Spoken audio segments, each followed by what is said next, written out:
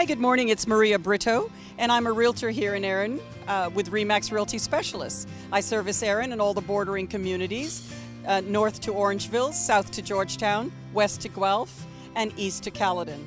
Today's a beautiful day here in the town of Erin, and in the back here you will see a beautiful horse that was actually created during, with many of the artists for the PanAm Games.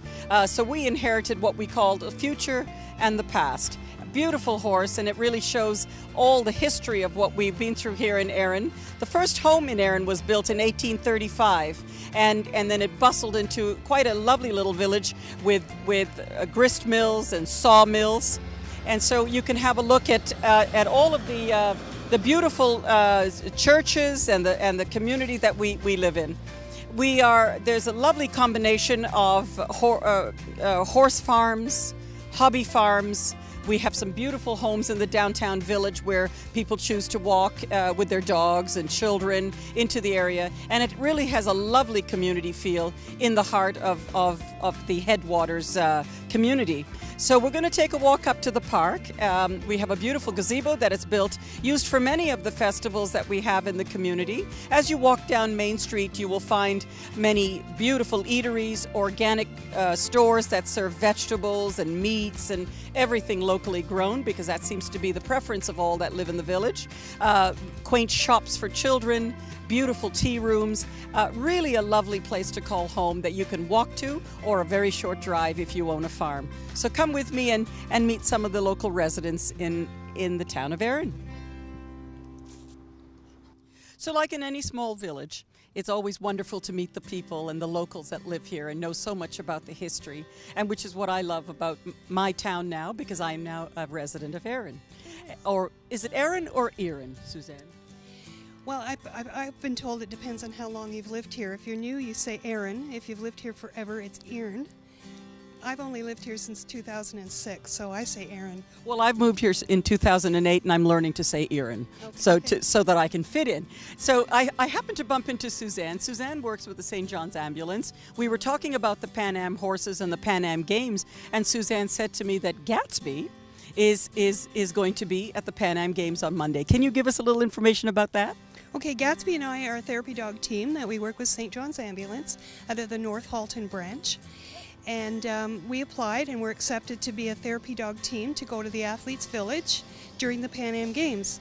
So we head off on Monday to the Nottawasaga Inn, where the folks that are participating in doing equestrian events and shooting events are living during the PanAm Games. So we're there to provide some downtime, some non-judgmental friendship with the dogs. There's going to be 6 of us going. And as you can see, Gadsby's got a lot to say about it. And I'm really looking forward to going. I think it's going to be a fun and interesting time. Yeah, I've got actually tickets to the jumping final, so I'm really looking forward to it. Was very active on the PanAm host team in getting the site constructed and all the logistics, and we're packed, we're sold out, and excited to have all the new visitors in town. Thank you, Suzanne. It was a pleasure to meet you. You're very welcome. Yeah. Look forward to seeing you and in town. Gadsby is tuned. Bye, Gadsby. Well, certainly the passion of Erin is starting to spread, and we have a lot of outsiders visiting here and looking to purchase real estate in this town. You can see across the hill, that whole top of the hill, it's 100 acres that was just purchased by clients of mine who came in from Etobicoke looking for a beautiful, quaint village. This is sort of our Niagara-on-the-Lake. So this is what they wanted to retire to. So at the top of the hill, they'll be building their retirement home so that they can get the view of Toronto from the distance, but have the passion and the small town feel of Erin right in their own backyard. So here we are at the Headwaters Visitors Information Center, still at McMillan Park. And before you will see the mill history in the Erin Village, which was very active since the early 1800s. So Daniel McMillan, whose park this was named after, was actually the gentleman that built the first home in 1835.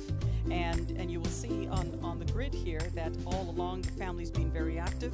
Many of the descendants of these families, the Mundell family, the McMillan family, Leach family, all still own their businesses and remain in town.